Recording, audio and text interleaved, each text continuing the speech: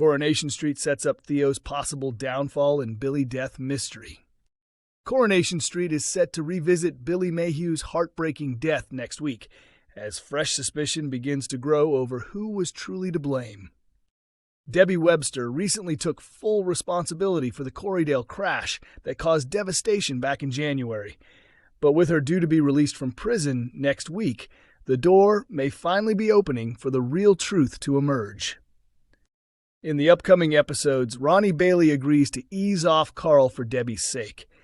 Carl appears relieved by Ronnie's decision, although it remains uncertain whether Ronnie genuinely means it. But even if Ronnie backs off, Carl doesn't stay out of trouble for long, because someone else soon starts pointing the finger at him. Summer Spellman is left stunned when Abby Webster suggests that Debbie may not have been the one behind the wheel on the night of the crash that ultimately led to Billy's death. Still struggling with the loss of the man she saw as a father figure, Summer quickly becomes determined to uncover what really happened. Later on, Debbie is visibly thrown when Summer confronts her at the hotel. But Carl soon steps in and deliberately redirects Summer's focus, encouraging her to start looking much closer to home if she wants to know who really killed Billy. Viewers will remember that Theo Silverton was the one who left Billy to die during the explosive Corriedale episode back in January. Although Theo had the opportunity to save him, he instead chose to leave Billy trapped inside the crashed minibus, which exploded moments later.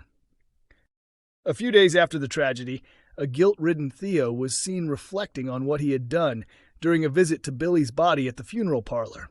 Unbeknownst to him, Carl overheard the emotional confession, but decided to keep quiet after Theo discovered some dark secrets of his own. Now that Carl appears to be edging closer to speaking out, the question is whether Summer will realize that Theo is the person he is really talking about. Or has Carl once again found a way to dodge responsibility over the crash? Speaking back in January about Billy's dramatic exit, ITV soap boss Ian MacLeod explained that a storyline like Corriedale needed to end in a huge and unforgettable way, with a climactic payoff. He also praised Dan Brocklebank, who played Billy, describing him as a hugely valued presence both on screen and behind the scenes. But while Billy's death marked a major ending, Ian suggested it was also only the beginning of viewers truly seeing just how depraved Theo is capable of becoming. Coronation Street set to expose Jodie's hidden part in Mal exit twist. But could this really be the last the street hears of Mal? Coronation Street is preparing to reveal Jodie Ramsey's secret involvement in Mal Roper's departure in next week's episodes. Viewers already know that Bernie Winter Allahan has been dragged through a nightmare because of Mal in recent weeks. After obsessively pursuing Bernie, Mal's behavior took an even darker turn when he attempted to blackmail her into sleeping with him after being beaten up by her son, Kit Green.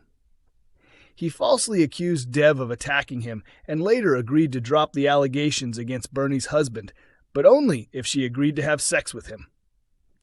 Bernie ultimately refused to go through with it in his hotel room, stalling for time as Mal became more and more furious before Ryan Connor burst in and physically intervened to stop the situation from escalating further. Afterwards, Bernie demanded that Mal go straight to the police and withdraw the charges, and she later found out that he had done exactly that. In scenes airing next week, Jodie confesses to Gemma that she secretly posted a series of damaging reviews on Mal's website in an effort to ruin his business and get payback for what he had done to Bernie. Later in the week, Roy reveals that Mal has told him he is planning to move back to Inverness. At the same time, Gemma admits to Bernie that Jodie's fake negative reviews are the real reason Mal has decided to leave town. Jodie appears to have completely changed her attitude, especially considering she was previously encouraging Mal's unwanted obsession with Bernie, a Corrie insider explains. She also terrified Bernie earlier on by breaking into her house and damaging her wedding photograph, something Bernie originally believed Mal was responsible for. The source added that the big question now is whether Jodie has genuinely realized she crossed the line during her petty feud with Bernie, or whether she is still playing her own game and hiding a much darker motive. Coronation Street and Emmerdale see strong ITVX growth after schedule changes. It seems ITV's new Soap Power Hour strategy is already proving to be a major success. The broadcaster's decision to refresh its soap schedule earlier this year now appears to be paying off, with both Coronation Street and Emmerdale enjoying significant audience growth since the revised format was introduced.